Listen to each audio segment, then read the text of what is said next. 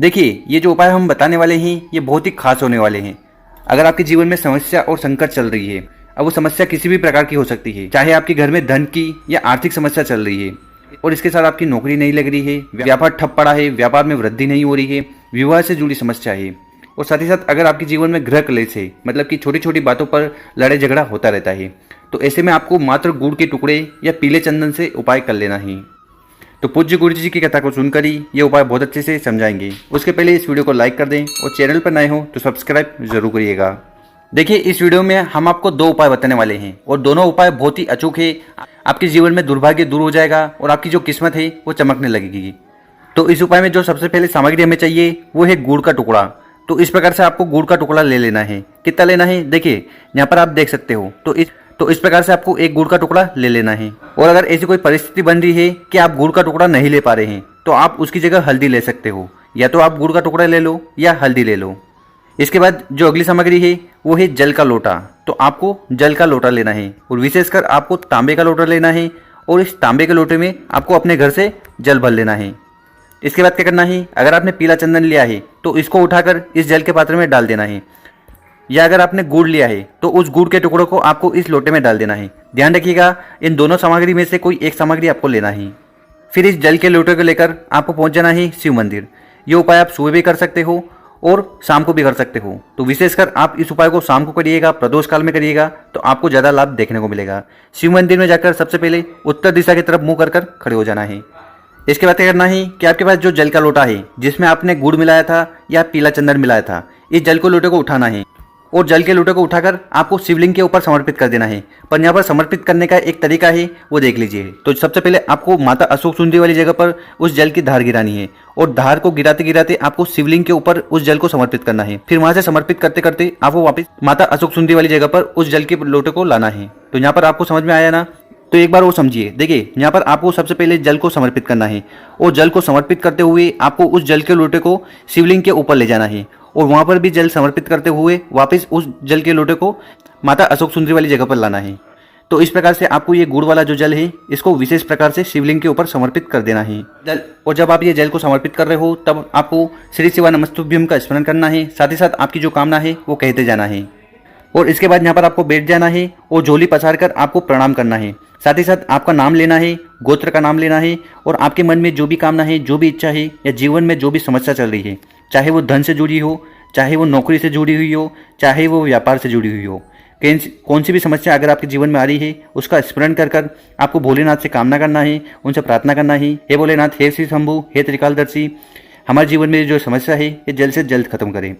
तो इस प्रकार से आपको गुड़ वाले जल का उपाय करना है। आपकी जीवन की जो भी समस्या है वो खत्म होने लगेगी।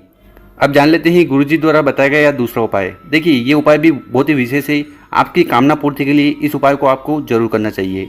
तो इस उपाय में जो सबसे पहले हमें सामग्री चाहिए वो है घी। तो इस प्रकार से आपको घी ले लेना है और हर बार की तरह हम बताते हैं कि आपको गाय का शुद्ध घी लेना है। तो गाय का शुद्ध घी अगर नहीं मिले तो कौन सा भी शुद्ध घी आप ले लीजिएगा। इसी के साथ जो अगली सामग्री है वो है तांबे का लोटा। तो इस प्रकार से आपको तांबे का लोटा ले लेना है और इसमें आपको अपने घर से जल भर लेना है। फिर इन दोनों सामग्री को लेकर आपको पहुंच जाना है शिव मंदिर। और ये उपाय आप किसी भी समय कर सकते हो, सुबह चाहो तो सुबह, शाम को चाहो तो शाम को। शिव मंदिर में पहुंचकर सबसे पहले उत्तर दिशा की तरफ मुँह कर खड़े हो जाना है। इसके बाद क्या करना है कि जो जल का लोटा आप अपने साथ लाए हो उसको उठाना है और उसको आपको सबसे पहले शिवलिंग के ऊपर समर्पित कर देना है श्री शिवाय नमस्तुभ्यम का स्मरण करते हुए। और शिवलिंग पर जब भी जल चढ़ाएं इसकी धारा स्लो होनी चाहिए। इस चीज़ का आपको विशेष ध्यान रखना है। जल को समर्पित कर दिया, इसके बाद क्या करिएगा कि आप अपने साथ जो घी लाए हो उसको आपको अपनी तर्जनी उंगली में लेना है। तो यहाँ पर आप देख सकते हो कि अंगूठे के पास में जो तर्जनी उंगली थी है, ठीक है, इसको रिंग फिंगर भी कहते हैं। तो इस रिंग फिंगर में आपको वो शुद्ध घी ले लेना है। घी ले लिया, अब इसके बाद इस घी से आपको लेपन करना है। कहाँ लेपन करना है? तो जो माता अशोक सुंदरी वाली जगह होती है, दोनों जलाधारी के बीच में ये जो मोटी सी लाइन है, यहाँ पर आपको उस घी का लेपन करना है। और लेपन करते समय आपको श्री शिवाय नमस्तुभ्यम का स्मरण करते जाना है। और इसके बाद यहाँ पर आपको हाथ जोड़कर खड़े हो जाना है और आपके जीवन में जो भी समस्या चल रही है, जो भी परेशानी चल रही है, जिसके कारण आप बहुत ज़्यादा दुखी हो और वो समस्या खत्म होने का नाम नहीं ले रही है। अब वो समस्या विवाह से जुड़ी हो सकती है, आपकी कामना पूर्ति के लिए हो सकती है, धन प्राप्ति के लिए हो सकती है, नौकरी में उन्नति के लिए हो सकती है, या अगर आप स्टूडेंट हो तो आपकी पढ़ाई को लेकर हो सकती है, या आप ये उपाय अपने पति के लिए, अपने घर वालों के लिए कर रहे हैं। तो किसके लिए भी कर रहे हैं, ये तो आपको ये घी लगाकर वहाँ पर कामना कर लेनी है। साथ ही साथ गुरुजी ने कहा है कि अगर आपके घर में क्लेश रहता है, लड़ाई झगड़ों का माहौल रहता है, तो उसमें शांति के लिए भी आपको ये उपाय जरूर करना चाहिए। तो बस इतना सा उपाय है। सबसे पहले जो जल का लोटा है उसको शिवलिंग पर समर्पित कर देना है। उसके बाद इस घी को आपको माता अशोक सुंदरी वाली जगह पर लगा देना है और लगाने के बाद आपकी कामना, अपनी समस्या कह देना है।